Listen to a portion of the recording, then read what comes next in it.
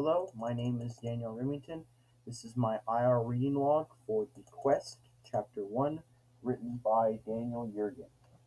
So, this book focuses on the idea of the oil industry and the idea that the oil industry is neither good nor bad, yet the idea that it can affect a country in such a powerful way, either swaying to the negative or swaying to the positive, that it allows for the country to change in a way that fundamentally changes the politics of the world.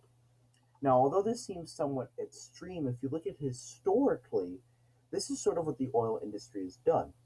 And the way he introduces this idea is through his first chapter. The first chapter is titled Russia Returns and essentially displays how, given the point in time from 1991, where the Soviet Union had just collapsed, Russia's economy was down the drain, how the oil industry sort of single handedly, on its own, through privatization or at least attempts to privatize throughout the early to mid 90s, stretching into the early 2000s and then to the 2010s, ending in the year 2011, and how it became a global superpower, at least economically, as to how the oil industry related in that. So the way he sort of tells this story is very emblematic of what the whole novel is trying to display.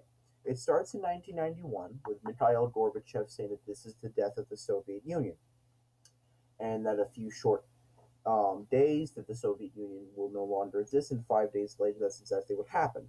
He then gives it over to Boris Yeltsin, who then is the first president of the Russian Federation.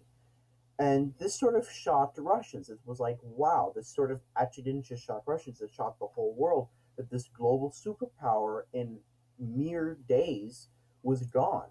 And it expanded to 15 states. Yet, what essentially it did was that the death of the Soviet Union into the creation of the Russian Federation changed the way the oil industry had worked. The Soviet Union's impact on the oil industry was huge. West Siberia had produced almost 8 million barrels per day, rivaling Saudi Arabia's Aramco. And essentially, what you saw was that as this period in time from 1991 to 1992 continued, you just saw how sort of desperate Russia was.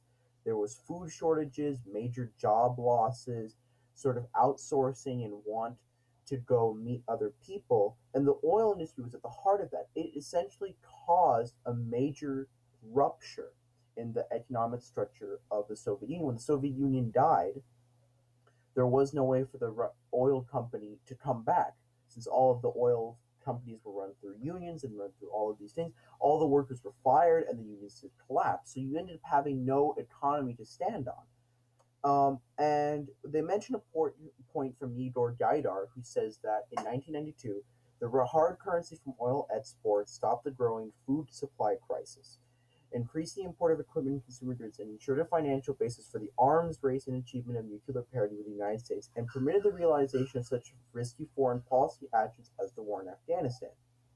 So what you essentially see here is not so much the idea that the oil industry is out of control and is a burden to the country.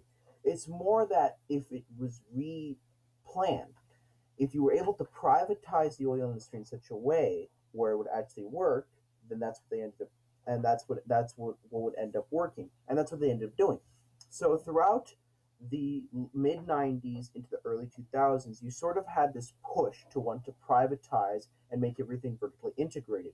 They initially did this through three independent companies known as Lukoil, Yukos, and Surgut.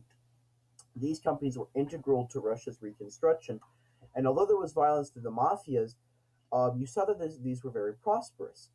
As these sort of continued, you saw that government funded and government utilized resources and companies were also gaining lots of popularity. So as this privatization of the oil industry continued, you saw that they were able to open up to world markets.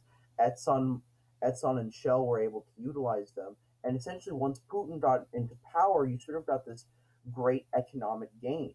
And so into 2011, they're now a global superpower, and it's just sort of a testament to the way the oil industry works in a country like this. Thank you very much. I'm Daniel Remington. This was chapter one of The Quest. Thank you.